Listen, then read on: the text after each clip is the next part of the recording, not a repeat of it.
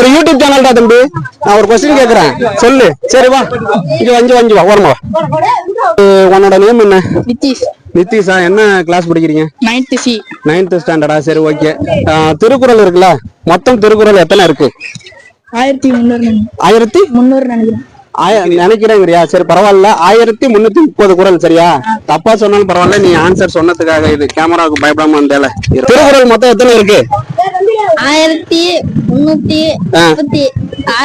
36 1330 தான். நீ ஆல்ரெடி பேனா வாங்கிட்ட, இன்னொருத்தவங்களுக்கு வாய்ப்பு கொடுப்போம்.